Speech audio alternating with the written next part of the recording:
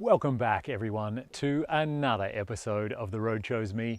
My name's Dan, and on today's episode I'm going to continue the review series on the Overland Jeep Gladiator that I've just driven all the way around Australia. So we've already gone over the 12 volt and solar system, we've gone over the Jeep itself and how the modifications and the four-wheel drive systems worked. Now it's time to talk about all of the different overlanding or living modifications that I made to this vehicle. So where are you going to hang out when the weather's bad? Where are you going to cook food? Where are you going to sleep? Those things change your happiness on a trip more than anything else. Who cares about the badge on the front of the vehicle? I want to know what it's like to actually live with long term. If you want to know how this one worked out, stick around. I'll get into all the details right now.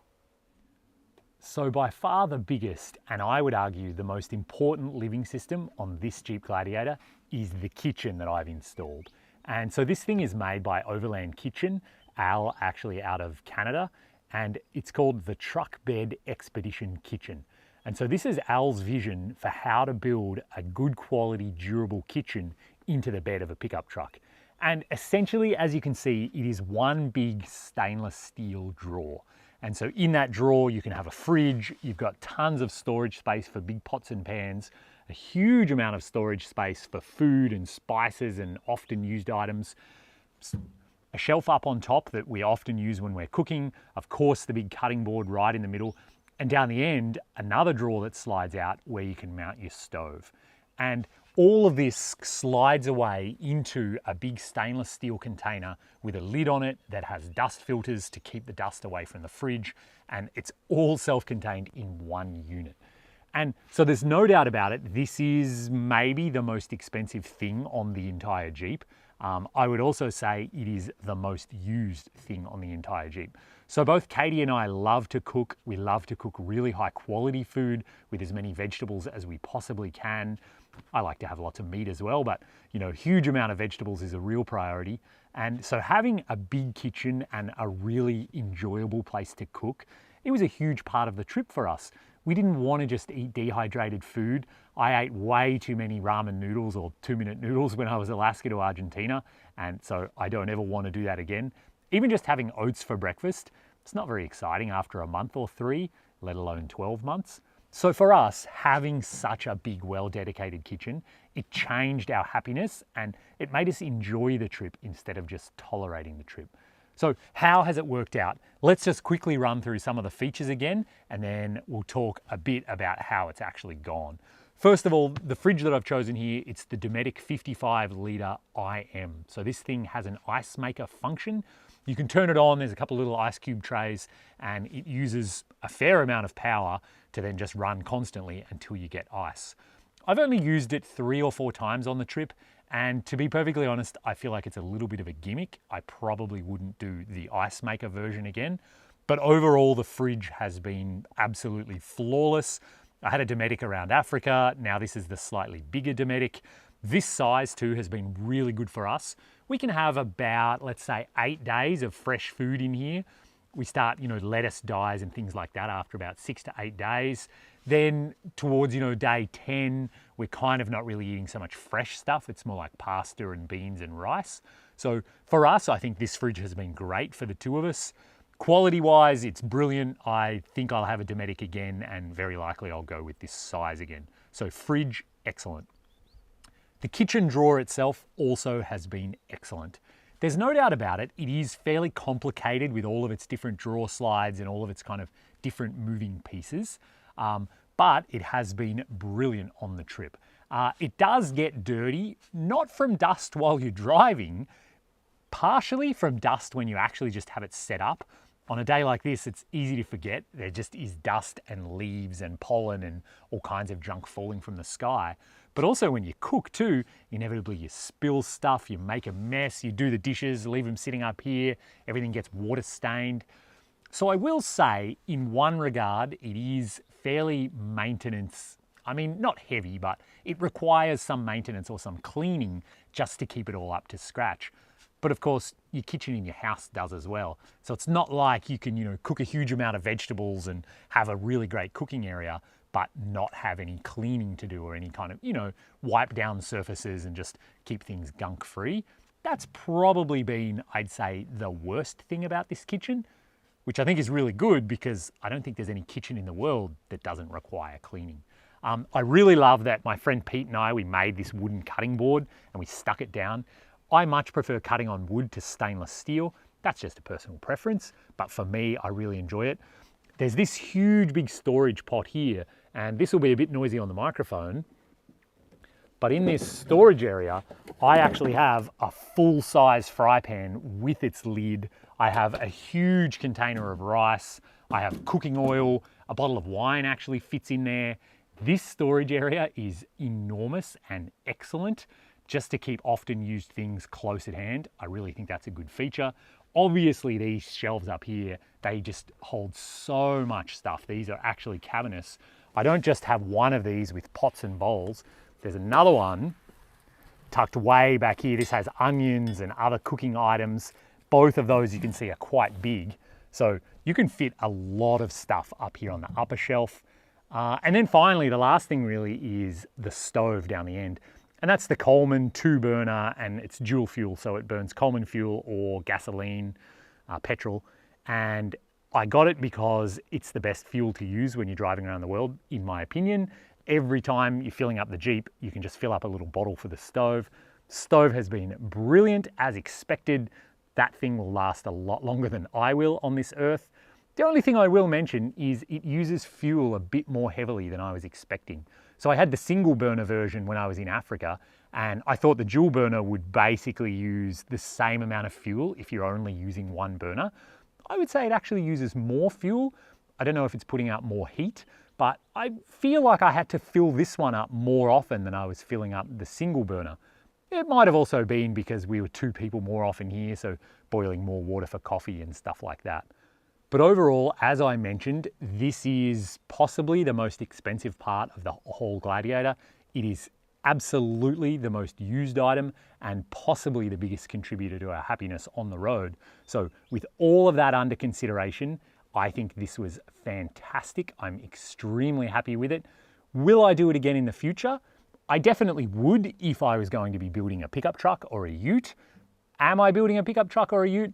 I haven't decided that yet. That'll come later. But I think this kitchen is brilliant, and you know, for the amount of use that we've put it through, almost every single meal, 3 meals a day for a year now, and it still looks essentially as good as it did on the day I bought it. A+, excellent piece of kit. The next piece of equipment that's going to contribute enormously to your happiness on the road is where you're going to sleep. Because if you don't sleep well, you're really not going to enjoy the trip and you're going to get sick of it. So for this Australia trip, I decided to use a swag, partially because it's such a classic, iconic thing to do in Australia.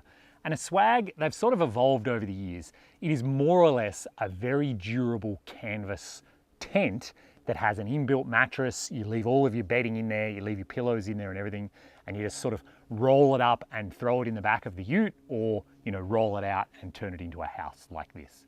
And so Katie and I really have slept in this every single night. I think there have been about 5 times we've either stayed with friends or with my family when I was with my uncle. So what I find most impressive about this is it still looks essentially brand new. I have rolled this thing up every single day. It has been in the rain, in the mud, the sand, extremely prickly bushes and like sharp sticks and everything you can imagine. And it's still basically brand new. And I think that's its biggest feature, because if you had a small tent, like Katie brought a backpacking tent with us for when we were out on islands and stuff, those things, when you just set them up in the sun every day, the sun basically just deteriorates them in a year and they fall apart, or they get little rips in them or tears or things like that. This guy, I feel like you could basically treat it like a soccer ball for years and years and years, and it would still be perfectly fine because it's designed to be so tough and so durable. So clearly that's its best feature, I think. In terms of comfort, no, it's clearly not as luxurious or glamorous as some sort of pop-up roof or some sort of, inbuilt camper system. But of course it did only cost $600 versus well over $6,000 for, something of that nature. So for what it is, for what it costs, I think it's actually a really good option. It really works. It's nice to be able to put it anywhere you want. If you can move it under a shelter, you can put it under the awning. We have a little tarp for it we set up sometimes. You kind of get a lot of flexibility. You're not stuck to just sleeping on top of the vehicle. In terms of features, this one is made by Ranger. This is a 2-person swag, that's why it's so wide. A couple of things I really love about it. It actually comes with an LED light strip and a small charging brick, like the kind you'd use to charge your phone. So that means at night, you actually have lighting inside the swag. I don't know why no one else seems to do that. It's just a genius idea to have a light like that. It has a couple of pockets up at the end that you can use. You know, I put the keys in there, I put my wallet in there, stuff like that. And it came with a kind of a foam, one of those like eggshell type lumpy mattresses. It was pretty comfortable, it was pretty good, but I do think once you sleep on a foam mattress for months and months on hard ground, basically the foam just gets packed out. There's not much you can do about it. So we actually upgraded. We've got a self-inflating queen mattress in there, just by a cheapo off-road company here in Australia. And that thing has been extremely good. The only downside is every morning you have to undo the valves to let the air out. And then in the evening, you have to remember to put the valves in before you climb inside of it.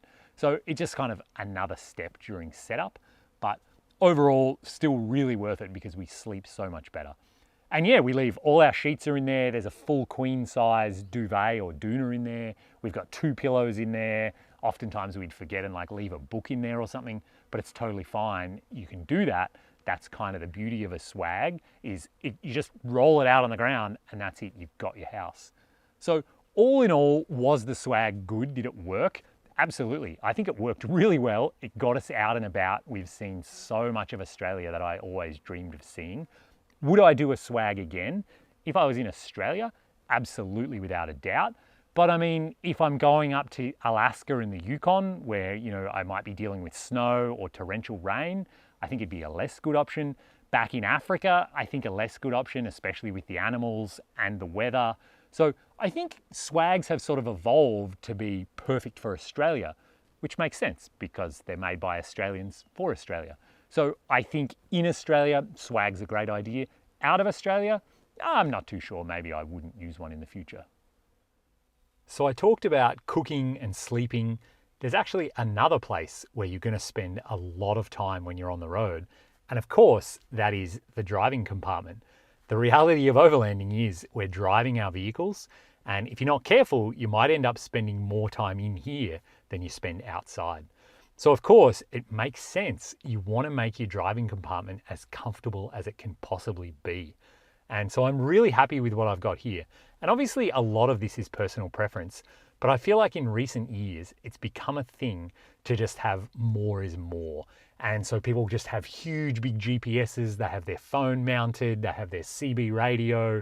All of these things, in my opinion, just add clutter and they add distraction. And so when I think about what I really want when I'm touring Australia or touring the world, the reason that I came to do this is because I want to experience everything that's out there. Something like a digital screen, in my opinion, is a bit of a distraction because you can stare at a digital screen when you're at home, but when you're driving, you know, and there's kangaroos on the road, it's only in Australia you're going to get to experience that. So my goal in my driving cabin is to have the least amount of clutter and the least amount of distraction as possible. And so it actually turns out, oftentimes we drive with the main Jeep screen turned off simply because we don't need it. There's nothing on that screen that's actually useful to me as a driver. It does have inbuilt navigation, but for off-roading in remote places, it's really not very good. What I've got up here is a small Garmin. And so I bought this thing used, must be nearly 10 years ago now. I used it for all of Africa. I've just used it for all of Australia. It's only a small screen, as you can see, it's about 5 inches, but it's everything that I need. And I intentionally mounted it down as low as it would go. When I'm sitting here, it actually doesn't obscure my line of sight at all. So beyond the edge of the bonnet or the edge of the hood, the GPS is not in the way. So if there's an elephant in front of me, I can see the elephant. My GPS isn't in the way of the elephant, which I think is really important. Another thing we do is we keep one of our water bottles right here where I can just reach back and get it. And we sort of figured this out. It sits on top of the cup holder back there, but it means we can point the air conditioning vent straight at it. And surprisingly, it really works. It keeps the bottle of water colder than it otherwise would be here inside the cabin. So I think it's really nice to have like drinks and snacks and things like that reachable while you're actually in the driving compartment. And that turned out to be an even bigger thing in this vehicle because the living systems are all the way in the back of the bed of the Gladiator. You have to physically get out, walk all the way around. Compared to my Africa Jeep, the fridge was actually behind the passenger. I could reach it from the driver's seat. In this vehicle, that doesn't work. So having drinks and snacks is nice to be able to reach. And then the final thing too that I've done is that I mounted the CB radio inside the glove box. And so here in Australia, it's law, you have to have a CB radio for some of the desert crossings that I've done. And lots of people would mount them like right here next to your leg, or they even have them up here and the cord kind of dangles down and it's always swinging. And I get it, if you're a radio person and you love having it out every 13 seconds, then yeah, for sure, do that. Personally, again, I came here to experience the world, not to just talk to people on a radio who, who knows where they are. I can't even see them. So for me, I actually don't want to have a radio 99 days out of 100. I actually have it turned off nearly every day. I don't even care about it. So having it out of sight, out of mind, I think is the best for me. And then when we are in the deserts, we leave it turned on. We have the volume up quite loud. And anytime we need to use it, I can reach it from here, or Katie, if she's in the passenger seat, she can use it as well. I think it's a pretty good compromise. It's not as convenient as it could be when you're using it, but then when you're not using it, it's extremely convenient because it's completely out of the way. So I feel like there's a compromise there where, if you're using it every minute of every day, sure, make it more reachable and more accessible. But because we're not using it often, keep it out of sight, keep it out of the way. Same goes, I don't like having pieces of paper up on the dashboard. We never leave phones lying around, anything like that. Put it all away. Partially, it'll keep it out of sight from anyone who might be thinking of breaking a window to take it. But I feel like it just increases your enjoyment because you realize, oh yeah, I'm not here to look at my phone or some pieces of paper. I'm here to look at everything that's out there. Something else that I built into this Gladiator that has had a huge amount of use has been the lockbox, or just the storage box that's behind the driver's seat here on the right-hand side. This would be the passenger side in the US. And so this was just a really simple box that Dad and I built. It's lightweight aluminium tubing covered in plywood, and then I even covered it in some automotive kind of carpeting fabric. And I basically am inside this lockbox about every half an hour on the trip, or every hour. It's got all my camera gear in it. It's got our laptops, chargers. Down the bottom is all of my tools because they're so heavy, so I keep them as low as I can. Gear that we didn't use very often, we tucked way up the back. So this storage box kind of wound up a little bit like things we don't use too much, really put them away and we can forget about them. And it actually has been a really great addition to know that all my camera gear and all my electronics, they're out of the dust, they're out of the rain, they're locked up, they're safe. It's really nice peace of mind. And it turns out it's quite a cavernous box. Every time I go in there, I'm surprised by just how big it is and how much stuff we can really cram into it. Because of its size and where it sits and everything too, there's quite a bit of space in behind it where we tucked a lot of our like hiking backpacks and sleeping bags and things that we didn't use too often like that. So this box has been really great, and I definitely will do something like that again in a future vehicle. And one of the features actually that I didn't mention previously, partly for security, partly because I forgot, I have a whole bunch of charging blocks in there for all of my different cameras. So for my GoPro, for the camera I'm talking to right now, for my drone, I have a charger and I have a spare battery on that charger. So whenever I'm out in the field, if I run out of battery and the camera I'm talking to right now, I can just reach in. This one just came off the charger, so I know it's full. I would swap it out, put the dead one on the charger, and then get back to what I was doing. So even days I've been flying the drone, land it, swap the battery, put a new one in it, and take off straight away again. And I know the dead one is already on the charger. Having that ability for me is a huge step up compared to my Africa Jeep, and that is a must for me in the future. And actually, same goes with charging our laptops. We, especially while we're driving, we tuck our laptops up here on the side, and I have a charger built into this box so that we can just have them charging. And obviously having them charging while we're driving is ideal because then they're charging off the alternator directly, which is plenty of current. So again, being able to charge especially my heavy use electronics while driving or even just while in camp, that's a must-have feature. I should mention too, while I'm on this side of the Jeep, I also added a Rhino Rack batwing awning here on the side of the Jeep, and I will talk about that in next week's video, so stick around for that. And also on the roof is a solar panel, we've got a battery, a charge controller, all of that 12-volt system. I talked about that in a previous video, so you can check that out as well. Those are two living systems that I also believe are essential, but they deserve their own larger videos.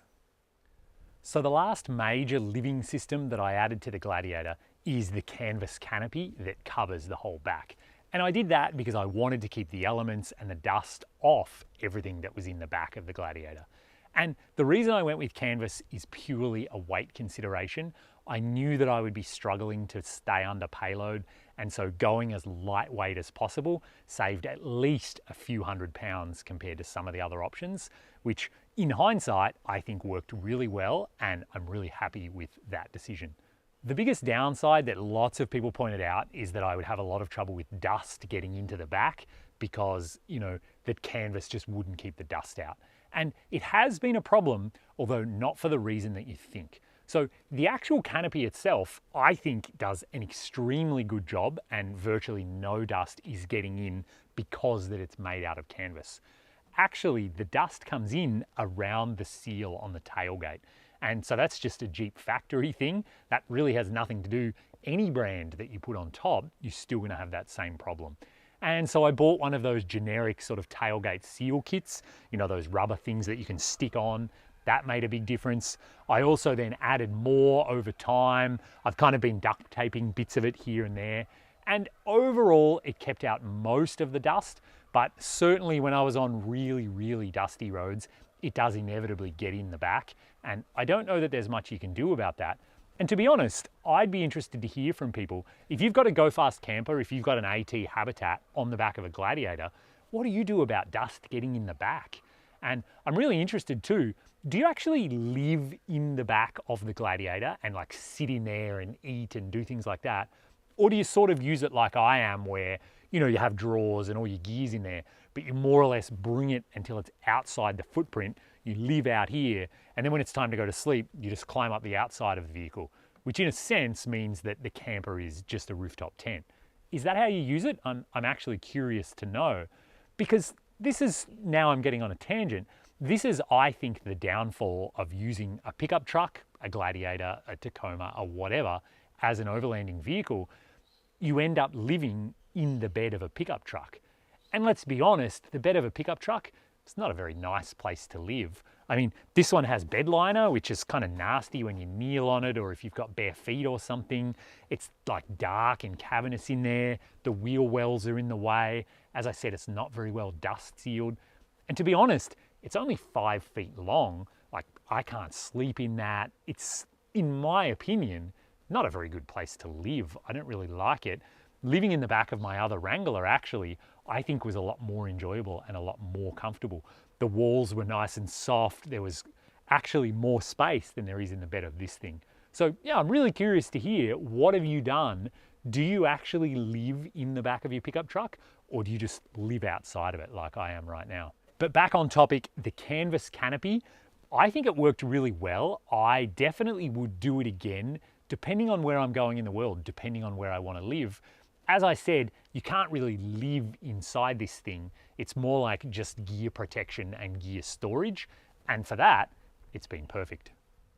So again, I hope that review video has been helpful, and I hope it triggers some thinking for you around what you actually need and what you're going to design into your vehicle.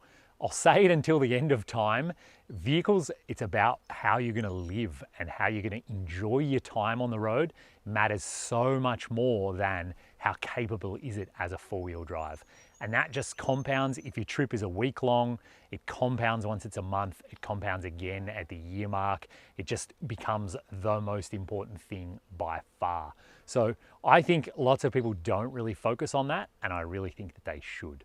So if the video has been helpful, do hit the thumbs up, do subscribe to the channel. Next time, let's talk about some things that I wish I had done differently, some lessons learned, and some mistakes that I made so that I can build a better vehicle next time. So that's all coming up on the next episode. Be sure to subscribe. Thanks again for watching. Have fun out there, and maybe I'll bump into you on the road.